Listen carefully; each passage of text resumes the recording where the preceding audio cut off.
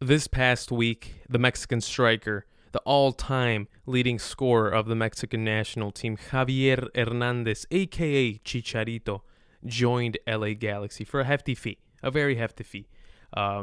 He's 31 years old, and it looked like his time was running out in Europe. He wasn't really getting many minutes with Sevilla.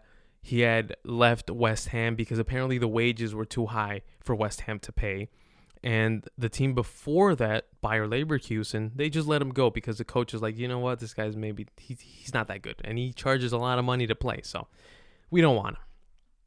And Chicharito decided to join Galaxy for a good amount of money.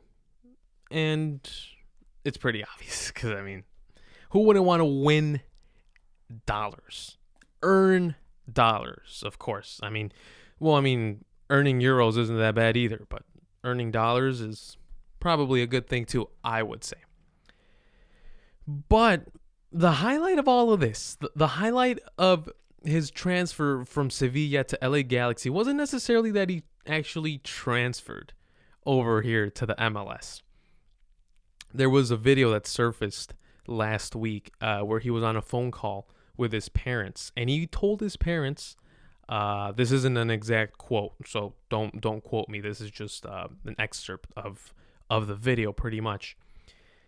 He said that this is the beginning of the end. He said that is the beginning of his retirement. Moving to the MLS is the beginning of his retirement.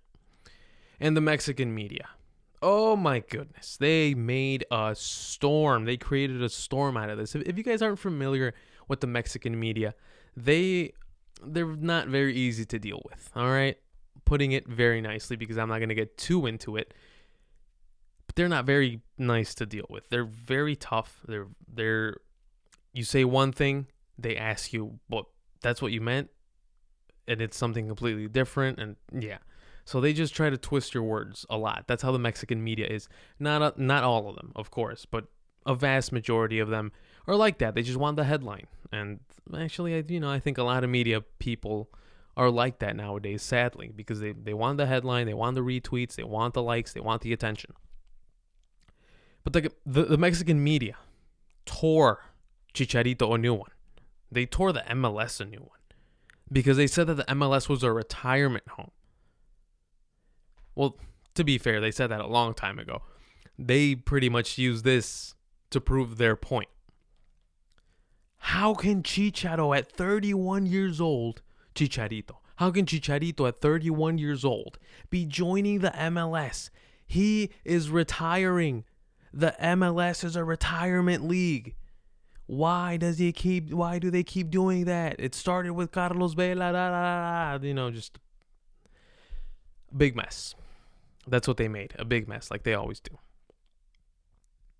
But you know what? That message, that rhetoric of the MLS is a retirement league is so outdated. It is so outdated. Clearly, those people that say that don't watch the MLS very often. And, it's not the most attractive league. I totally understand that it's not very attractive. But at least watch it. Give it a chance. Because clearly, those people that say that the MLS is a retirement league, they don't really watch it. And here's why. I have a list of players right here. I have a list of players of the stars of the MLS. And let's just take a look at their age and compare it to the age of these players that they refer to when they say retirement league. Carlos Vela. He broke the record for most goals in an MLS season. He's 30 years old. Joseph Martinez. He had the record previously. He's 26. Atuesta. He's 22. Diego Rossi is 21. Walker Zimmerman, 26. Raul Ruidiaz is 29. Nico Lodeiro is 30. Gustavo Bou, 29. Jonathan Dos Santos, 29. Cristian Pavon, 24. Georgi Mihailovic, local talent from here, from the Chicagoland area, 21. How many 35-year-olds do you see?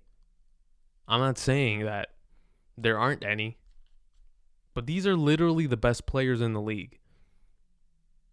And I even mentioned one of the youngsters that has a couple U.S. national team caps already. And you're telling me that this is a retirement league? Really? Japan is a retirement league. Because Andres Iniesta and David Villa literally went there for like a year and then retired. David Villa, he played in the MLS for a few years, was a top goal scorer, took NYCFC very far in the playoffs a few times, and then he went back to retire in Japan. Zlatan. Everyone loves to praise Zlatan. One day I'm going to talk about my take on Zlatan, and I have a feeling a lot of you are not going to like it. But I have to give him praise for this, because he came over to the United States to play, and he played for LA Galaxy, scored a bunch of goals, went deep in the playoffs twice, and then he went back to AC Milan, went back to Europe, plays in AC Milan again. He said it from the beginning. I am not here to retire. I am here to get my level back, my confidence back, because he wasn't playing at Manchester United, if you guys recall. He wasn't playing. He comes to the MLS, gains his confidence, goes back to Europe. These people still have David Beckham and Andrea Pirlo and Frank Lampard and Steven Gerrard in their minds. That's not the MLS anymore, guys. That's not it. That's not the MLS. The MLS is a bunch of youngsters that are probably not going to college. Again, that's another thing that I'll talk about later down the line. They're going directly to play in their senior teams. Here, let me just say this. The MLS isn't perfect. I know it's not perfect. I hate this March to November schedule. It is so stupid. We're not baseball. This is soccer, okay? Football. Soccer sounds kind of ugly sometimes. But I know the weather doesn't permit it. But again, the MLS is not perfect. I understand that. But you also have to understand that the MLS is 25 years old. Some of you watching are 25 years old and don't have your life together. I don't expect to have my life together at 25 either. I mean, seriously, this league is 25 years old. You guys, some of you, I hope, are old enough to remember the 94 World Cup. I wasn't alive at the time. But I do know that during the 94 World Cup, the MLS did not exist. It wasn't a thing. The MLS was not a thing. And now look at what it has become. It is attracting stars from everywhere. You look at Cristian Pavón. He played for Boca Juniors. He was a starter in the World Cup 2018 for Argentina. And he decided to play here in the MLS. He has the talent to play in Europe. Why he chose the MLS, I don't know. I don't know enough about him, but he chose the MLS, and that's what I know. Probably for money. But look at how much he is providing to the league. A lot of talent. People from Argentina are watching. His fans back home are probably watching. And they might be looking at other players. It is so unfair to call the MLS a retirement league.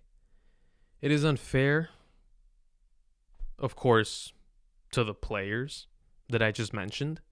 It is unfair to the organizations who have been working tirelessly to make the MLS a world power. And it is unfair to the fans. I kind of feel attacked when someone calls the MLS a retirement league, because I mean that's my home country's league. And it's not that bad. Just give it a chance. Please. It's not that bad. Go support your local team. And take a look at how many young faces you're going to see running around. You're going to see a lot of them.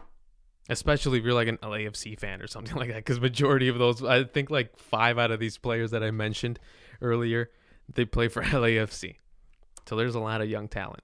The MLS is not a retirement league. Get that out of your brains, people. Mexican media. Get that out of your heads. The MLS is not a retirement league.